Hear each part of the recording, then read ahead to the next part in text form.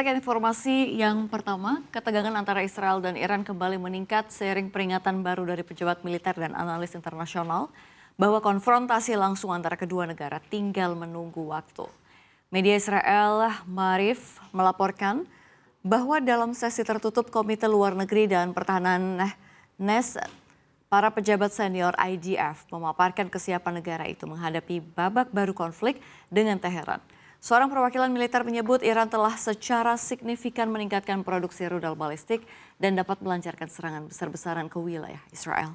Maarif menuliskan IDF khawatir Iran mampu menembakkan ratusan rudal balistik dalam satu gelombang. Ketegangan ini diperparah setelah runtuhnya kesepakatan nuklir 2015 JCPOA. Pada Oktober ia memicu babak baru sanksi terhadap Iran dan mematikan jalur diplomasi. The New York Times sebelumnya melaporkan pejabat Amerika Serikat semakin melihat konfrontasi langsung Israel-Iran sebagai sesuatu yang sulit dihindari, mengingat kedua pihak terus mempercepat pengembangan militer dan memperluas operasi proksi.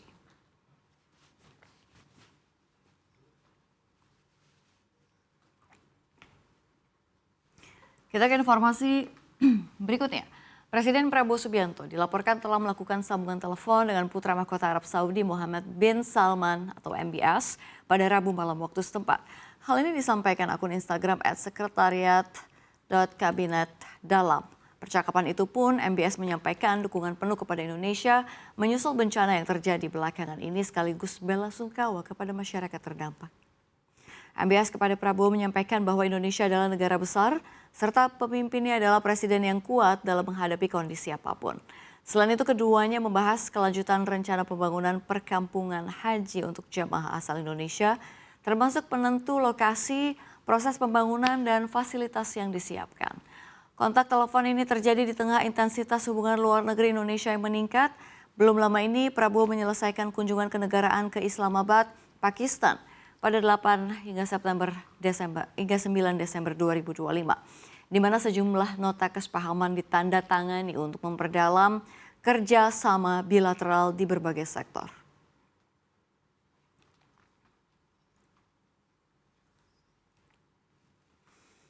Kita ke Hanoi sekarang.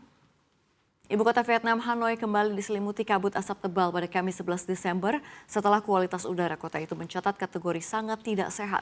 Para warga terpaksa harus memakai masker untuk menjaga kualitas udara yang dihirup.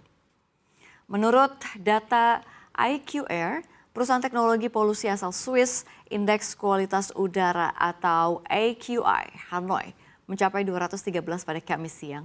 Level yang dapat membahayakan kesehatan penduduk terutama kelompok rentan. Hanoi yang merupakan pusat manufaktur utama di Asia Tenggara dengan pertumbuhan urbanisasi besar telah lama bergulat dengan polusi udara parah. Pada musim tertentu, kabut polusi kerap menyelimuti kota, memaksa warga beradaptasi dengan kondisi yang tidak nyaman dan beresiko. Pihak berwenang menyebutkan sejumlah sumber pencemaran utama, mulai dari kepadatan transportasi, aktivitas industri, proyek konstruksi hingga pembakaran sampah dan sisa pertanian. Kombinasi faktor-faktor tersebut telah menjadikan polusi udara sebagai salah satu persoalan lingkungan terbesar Hanoi selama bertahun-tahun.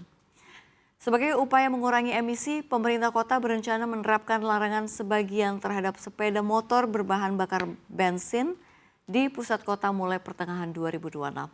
Kebijakan tersebut akan diperluas secara bertahap hingga mencangkup pembatasan mobil berbahan bakar fosil dalam beberapa tahun berikutnya.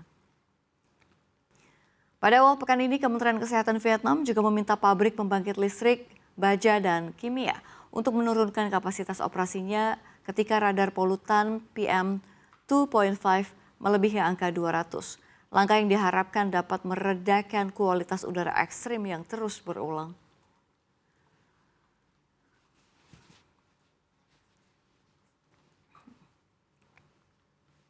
Kita ke informasi berikutnya. Para penumpang melintas di depan loket tiket yang tutup di stasiun Entre Campos saat dua serikat pekerja utama CGTP dan UGT menggelar pemogokan umum menentang rencana reformasi ketenagakerjaan di Lisbon, Portugal, Kamis 11 Desember. Aksi tersebut melumpuhkan layanan penerbangan, kereta, rumah sakit, sekolah dan pengadilan menjadi pemogok terbesar dalam lebih dari 1 dekade. Di ibu kota Lisbon, Stasiun-stasiun kereta tampak lenggang akibat pembatalan sebagian besar layanan. Maskapai nasional TAP Air Portugal juga membatalkan sekitar 2/3 dari 250 penerbangan hariannya. Federasi Serikat Pekerja melaporkan bahwa pengangkutan sampah terhenti, sejumlah layanan non-darurat, rumah sakit tak beroperasi, serta sekolah dan pengadilan ikut lumpuh akibat aksi tersebut. Akar kemarahan Serikat Pekerja terletak pada rancangan undang-undang pemerintah minoritas sayap kanan yang dinilai merugikan pekerja.